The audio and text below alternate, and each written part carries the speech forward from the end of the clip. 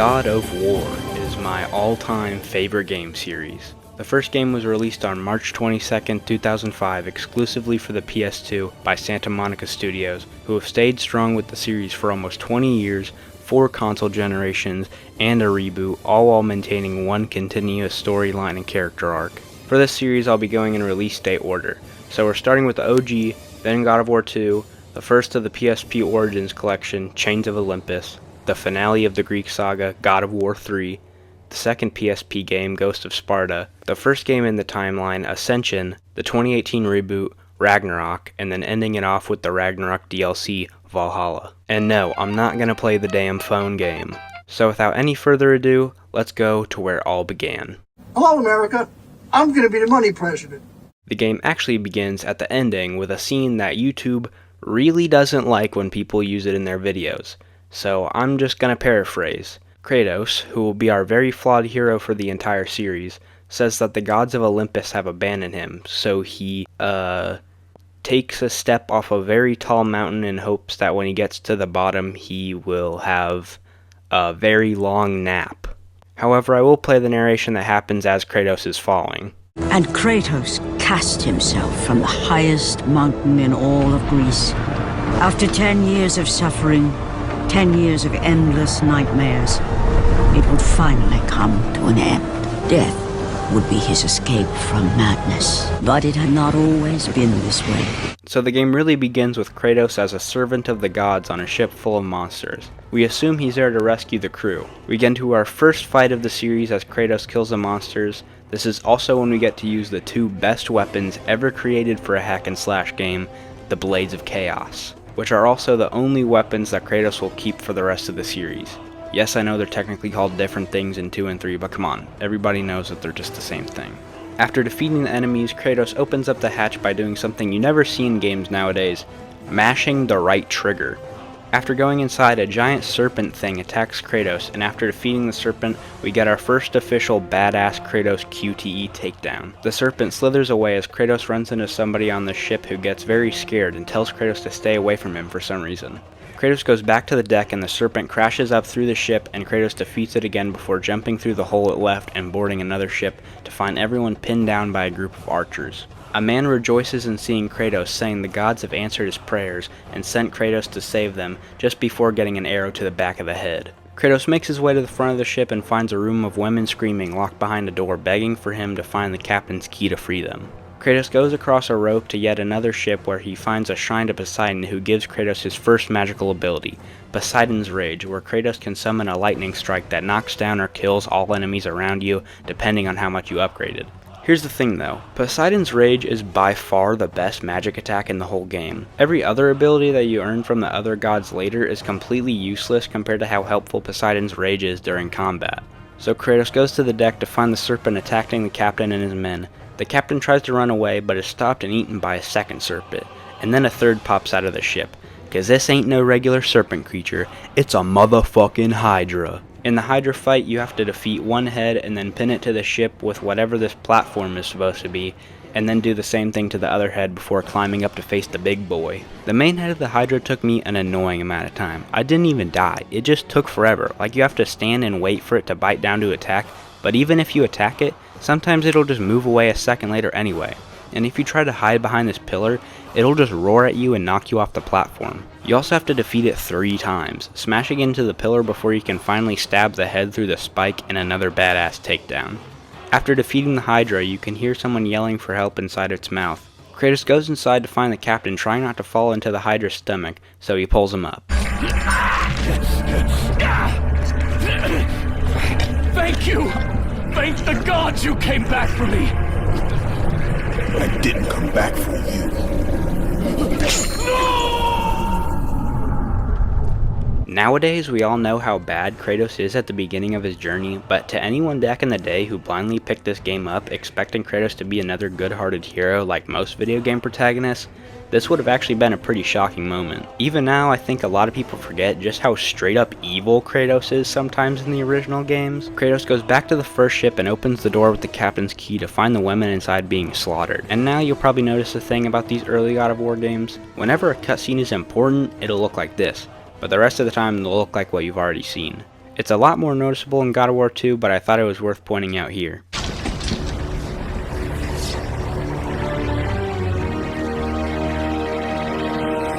Slaughtered like animals, the victims lay before him, a reminder of his own past, a past he could never escape.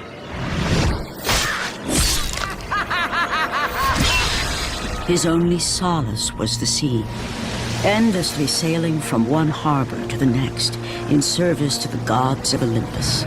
All his hopes rested with them. For no matter how much wine he consumed or how many women he took to his bed, nothing on earth could rid him of the horrors that plagued his mind. Athena! 10 years, Athena. I have faithfully served the gods for 10 years. When will you relieve me of these nightmares? We request one final task of you, Kratos. Your greatest challenge awaits in Athens, where even now my brother Ares lays siege as we speak. Athens is on the verge of destruction. It is the will of Ares my great city fall. Zeus has forbidden the gods from waging war on each other. That is why it must be you, Kratos. Only a mortal trained by a god has a chance at defeating Ares. And if I am able to do this, to kill a god, then the visions, they will end?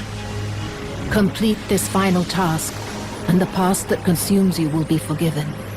Have faith, Kratos. The gods do not forget those who come to their aid. Leaving the rotting carcass of the Hydra behind, Kratos set sail once more. His greatest challenge and freedom from his growing madness lay before him in the ancient city of Athens. So in order to get rid of the nightmares of his past, Kratos heads to Athens to stop Ares. When he arrives, Kratos finds another shrine, this time for Aphrodite. She says he must earn the power she gives him, so Kratos fights Medusa and rips her head off to use it to turn enemies to stone. In Athens, we can see a huge battle against Ares raging on in the background. When Kratos sees Ares, he says this: God of War, I haven't forgotten you. For what you did that night, this city will be your grave. So not only have the gods sent Kratos after Ares, but Kratos also has a personal vendetta against him for a currently unknown reason. Kratos makes his way to the town square and gets in a fight with 3 Cyclops where you have to kill the scared innocent civilians to replenish your health. Kratos comes across a woman who runs away from him and right over the edge of a balcony and falls to her death. Kratos jumps down to find a key on her body and uses it to open a hatch that leads to a room where you get introduced to wraiths. Here's the thing about wraiths. They suck. They are so annoying. The wraiths really call attention to a small problem I have with this first game's combat. It takes forever. Not because I kept dying and retrying, no. It's because every enemy has like 1.5 to 2 times the amount of health you think they should have, and their damage is literally nothing. So when you get hit, Kratos has the most obnoxious damage and recovery animations, so you just keep getting hit, and when you're doing damage, it takes forever because every enemy is a sponge. Then add wraiths, who are pretty much the same as regular enemies, except with slightly higher damage, and the pain in the ass factor turned up to 11. So when you have wraiths and a large enemy like what we have here, it just takes a stupid amount of time. I will say that this only really applies to the earlier sections. Once you upgrade your weapons later to do more combos, you can do a lot more hits in a shorter amount of time, which does help. After more exploring, Kratos finds a shrine to Zeus where he gives you the power of Zeus's Fury, which is this game's ranged attack used to take down faraway enemies and unreachable archers. Kratos finds a door with a dude holding a lever stopping the bridge from letting him across, so Kratos asks the dude to release the lever so he can cross. But another thing about God of War 1 that you've probably noticed is that every person that isn't a god is a genuine tweaker. That first lady runs and trips right over a banister, and now this dude is just an actual goober. So he decides he's not going to let anybody across, so Kratos finds another way to release the bridge. Kratos goes through the door to find the Oracle of Athens under attack before she's carried away by harpies while screaming for Kratos to find her. Kratos goes to the temple of the Oracle where he meets another tweaker, the Gravedigger. Athena has chosen wisely. I knew it was so. Who are you? So, you have the blades, the skin as pale as the moon. You are the one indeed. Perhaps Athens will survive at that. But be careful. Kratos goes inside the temple to find the most stupidly designed thing I've ever seen. So you have to walk across these narrow beams while the harpies attack you, but you can't just kill them because they are infinitely respawning. And you can't stop and kill them because once you're in this goofy balance pose you can't attack, so they just knock you off and there's nothing you can do about it. So after a few attempts, Kratos himself will say it's impossible to reveal what you actually have to do, which is to move these two statues in front of the two holes the harpies are coming from, while they are still infinitely respawning. Who thought this was a good idea for a puzzle, or even part of the game at all? It's just tedious for no reason. After Kratos makes it across the beams, he finds the Oracle dangling from a rope. When he rescues her, we get some of Kratos' backstory. Kratos, as Athena herself has foretold. But you are late, perhaps too late to save Athens. Or is it Athens you have come to save? No! I can't! We must not stop! And when the Oracle looked into his soul, she saw a beast as well as a man. Once a captain in the Spartan army, Kratos had begun his command with only 50 soldiers. But soon his numbers grew to the thousands. His tactics were brutal, but effective. Drunk with power, he was feared by all, except one. His wife was the only one to brave his fury. How much is enough, Kratos? When will it end? When the glory of Sparta is known throughout the world. The glory of Sparta. You did this for yourself. His desire for conquest knew no bounds, but that which he desired would ultimately consume him.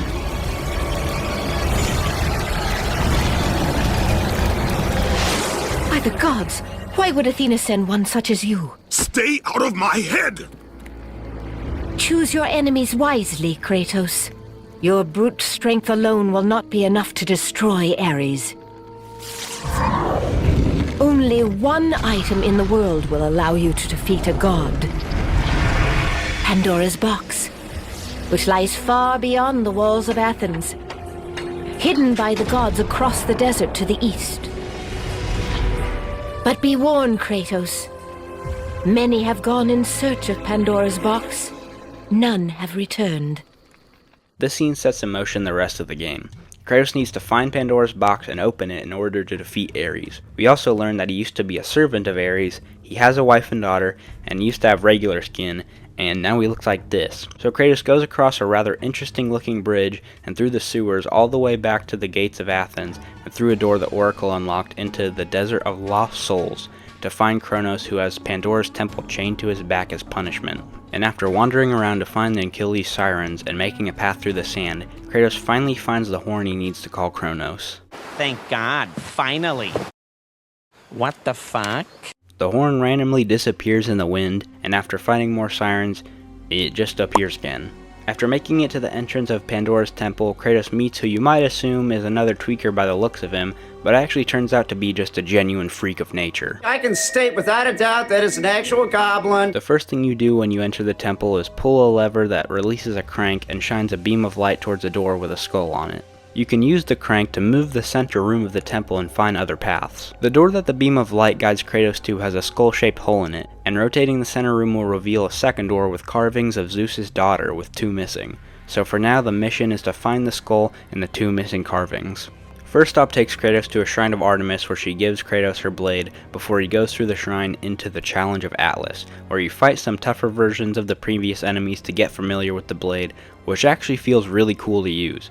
Just slashing and chopping through enemies with a big ass sword. There's a reason big ass swords are such a thing in games. Kratos avoids some saw floor thing and goes around the outside of the temple to get this handle before going back inside and using the handle to reveal a statue of Atlas that throws the world at a door to reveal a sarcophagus that holds the corpse of the son who built Pandora's temple, known as the Architect. This is our first big indication that the Architect is, in fact, a tweaker. So Kratos opens the sarcophagus and rips the guy's head off before going back in the temple and finding a bunch of bodies, which gives us another flashback. The wrecked bodies of those who had gone in search of Pandora's box lay before him, and at once Kratos knew who was responsible. For this was not the first time he'd seen the ruin Ares and his minions had left in their wake. Kratos had experienced it firsthand years before. The youngest and boldest captain in the Spartan army, Kratos inspired fierce loyalty in his men. It had always been enough to carry them through any battle, until this day. The barbarians to the east numbered in the thousands, and descended on the Spartans without mercy.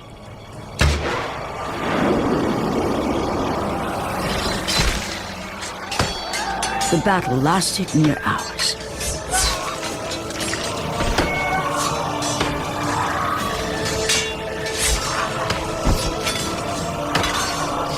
The discipline and training of the Spartans did little to stem the tide of the merciless barbarians. The soldiers faced a massacre, while their young captain faced the end of his brilliant career and his life. But to Kratos, victory was worth any price, even his soul. Ares! Destroy my enemies, and my life is yours.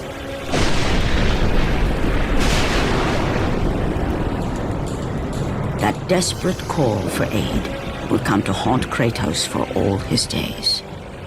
By the gods, what have I become?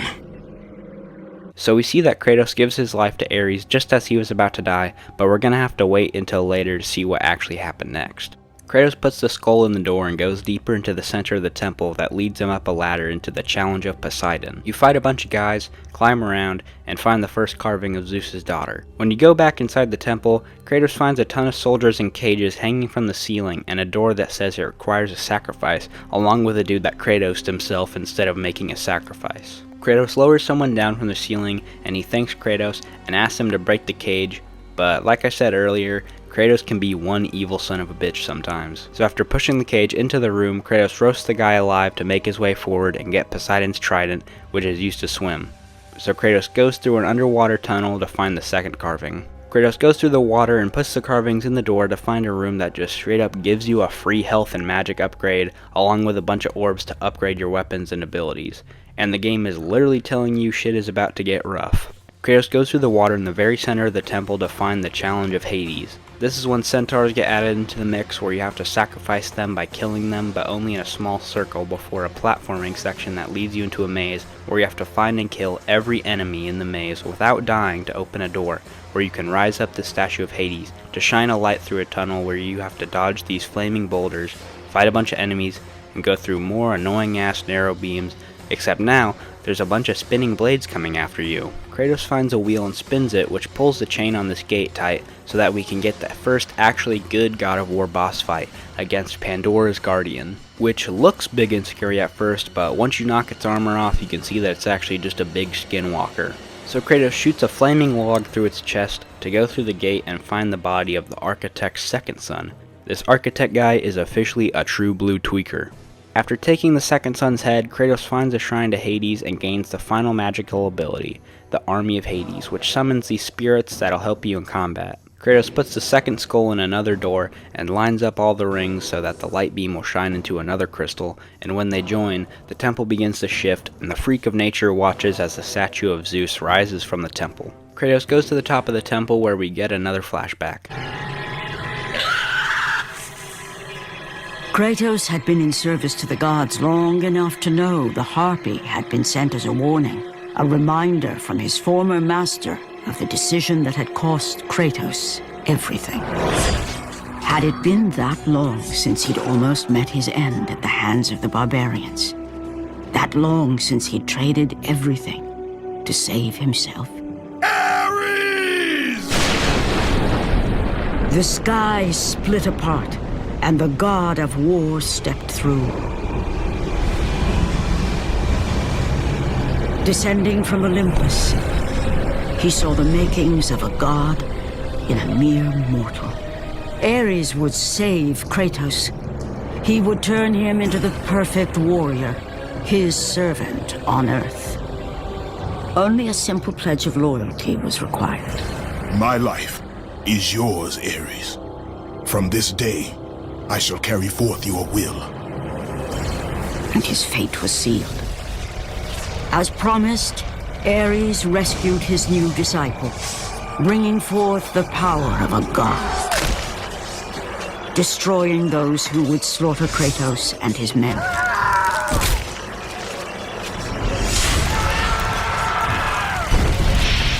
As for Kratos, no mere sword and shield would befit the newest servant of the god of war.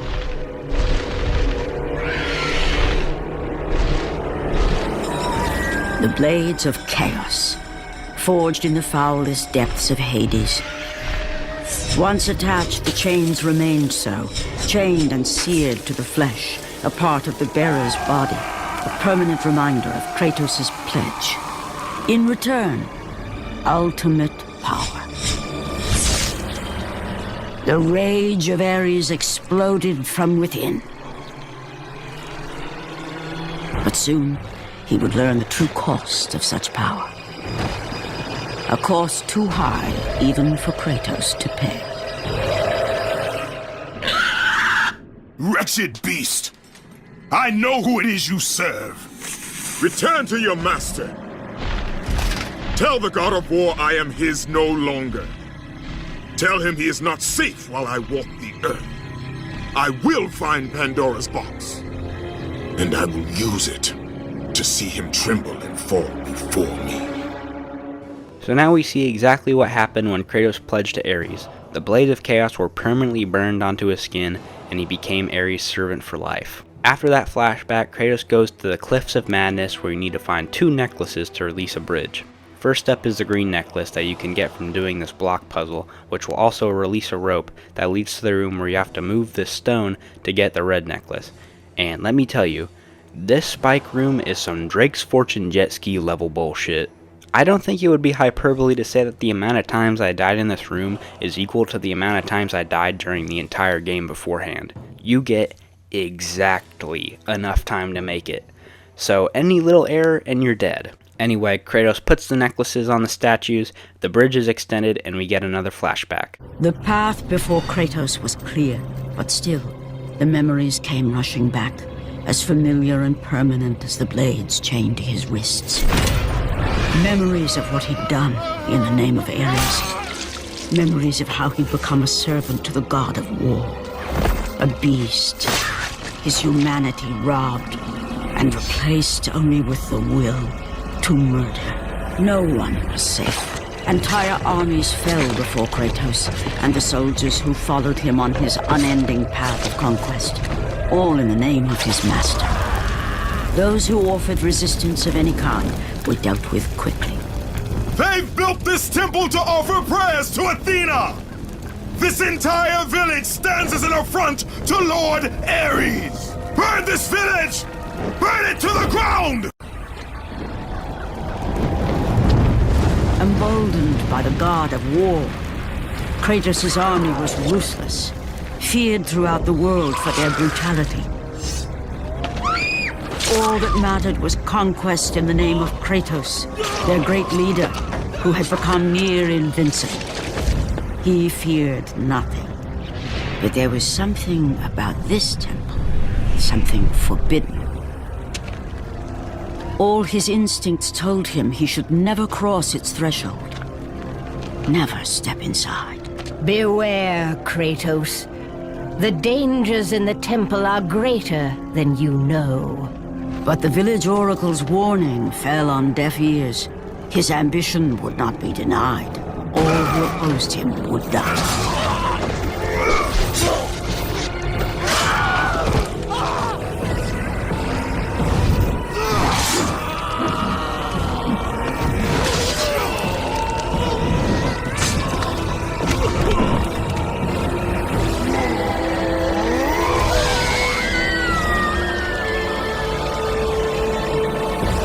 In that instant, the glory he had reveled in, turned to horror. The image of his two final victims would stay with him for all his days. With that act, Kratos knew he could no longer serve his master. He had but one calling now, the death of Ares. He would murder the god of war. Ares, you will die for what you did that night. So we see Kratos destroying a village and slaying everyone with the blades before stopping to see what he had done. What that is exactly, we'll yet again have to wait and see later. Kratos finds the body of the architect along with his wife, who he killed because she said the gods were fools, and then he Kratos himself because he couldn't live with himself after killing his entire family.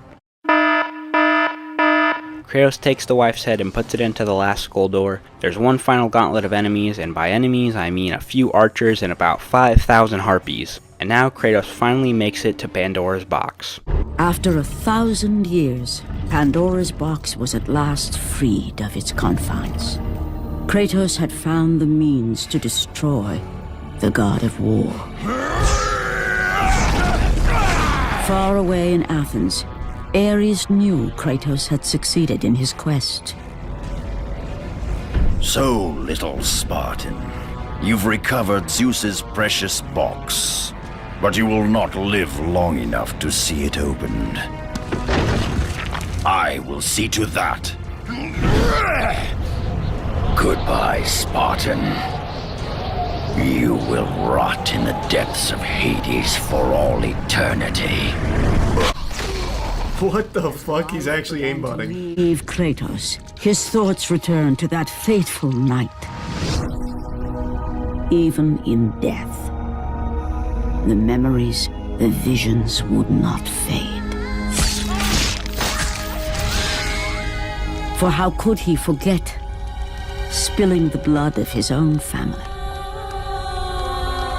A cruel trick orchestrated by the god of war. My wife, my child, how? They were left in Sparta. You are becoming all I'd hoped you'd be, Kratos. Now, with your wife and child dead, nothing will hold you back. You'll become even stronger. You will become death itself. But as the flames consumed the temple, Kratos realized his true enemy was the god who once saved his life. The same god who had now taken everything from him. Ares! From this night forward, the mark of your terrible deed will be visible to all.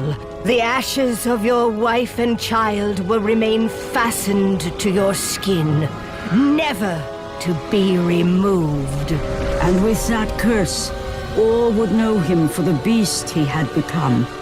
His skin white with the ash of his dead family. The ghost of Sparta had been born. In the end, in death, he had failed. As the minions of Ares claimed Pandora's box, Kratos' life faded, and his cursed soul was cast into the fires of Hades. Okay, a lot to unpack with this one. This is by far the most important scene of the game. We learn the origin of Kratos' white skin being the ashes of his wife and daughter, which also leads to the introduction of Kratos' badass nickname, the Ghost of Sparta. We also see that Ares tricked Kratos by placing his family in the village, so that with them dead, Kratos would have nothing to hold him back. In the present, Ares just threw a pillar across Athens, across a whole desert, and hit Kratos with an absolutely diabolical no-scope. Now, into the final stretch of the game, Kratos must escape the underworld.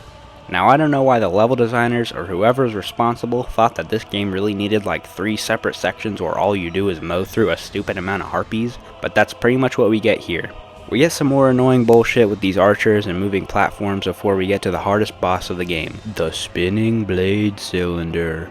Except this time around, I actually didn't have too much trouble with this, but then the game said, Another one. The second one is actually tough, but not in a fun, challenging way, just the old-fashioned, difficult for no reason kind of tough. The second pillar is much longer, the gaps you need to get through are a lot smaller, and still, when you get hit, you fall the entire way back down. After that, a block attached to a rope drops from the sky, and Kratos climbs up the rope. So the Gravedigger actually turns out to be a special breed of tweaker, and the grave he was digging was meant to help Kratos out of the underworld all along. While never explicitly said in this game, the Gravedigger is widely thought to be Zeus in disguise. The Gravedigger also appears in Ghost of Sparta, but I've actually never played that game, so I don't know if that's where he gets shown to be Zeus or if it's all just speculation. Kratos makes his way through the now destroyed Temple of the Oracle before finally making his way to Ares. Kratos had traversed the desert of lost souls, bested the deadly traps of Pandora's temple, and escaped Hades itself. There was but one task left. Zeus! Do you see now what your son can do? You cast your favor on Athena, but her city lies in ruins before me.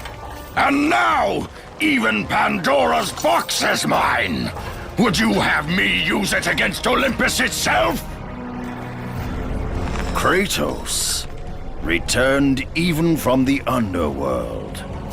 Is this the best you can do, Father? You send a broken mortal to defeat me, the god of war?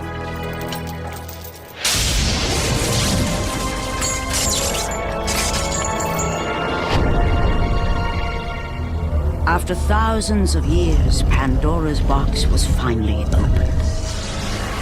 The power of the gods unleashed.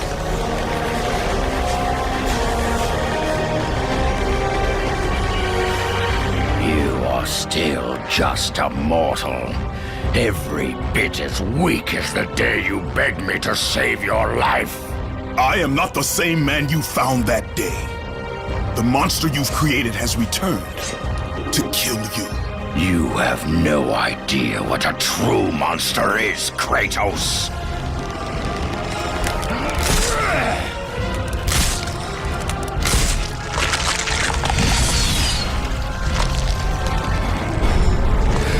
Your final lesson is at hand. Kratos goes Wumbo mode like the villain at the end of a Power Rangers episode as we get the first stage of Ares' boss fight. I know that I said that Pandora's Guardian is the first good God of War boss fight.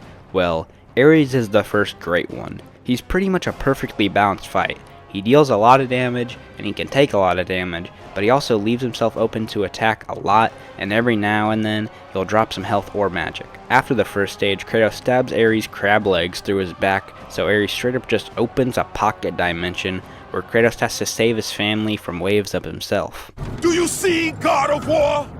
You took them once, but you'll never have them again. You cannot save them, Kratos. You gave them up in your quest for ultimate power. There is a price to pay for everything you gain. Not that price. I didn't want them to die. No price is too high for what I offered. And you rejected me. A god! Now, you will have no power, no magic. All that is left for you is death! Oh, not again. You should have joined me, Kratos. You should have been stronger. Along with both of his weapons, Ares takes all of Kratos' abilities, and with seemingly no hope, Kratos sees the bridge from earlier and rips it from its structure to fight Ares raw dog style. Kratos and Ares share a health bar in a big tug-of-war style fight until... Remember, Kratos, it was I who saved you in your time of greatest need. I haven't forgotten, Ares. I remember how you saved me. That night, I was trying to make you a great warrior. You succeeded.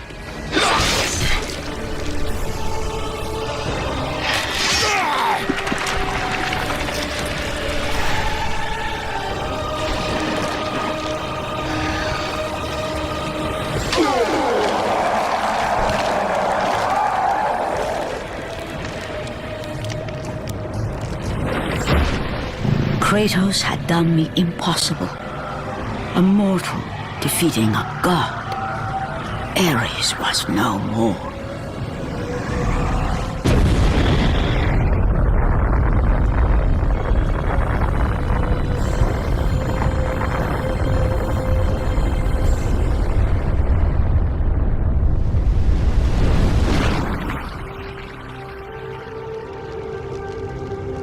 The city had been saved and would thrive again. The same could not be said for Kratos, for as he sought to rebuild his soul with the help of the gods, the truth was revealed to him. Athena, rid me of the memories that haunt me still. You have done well, Kratos.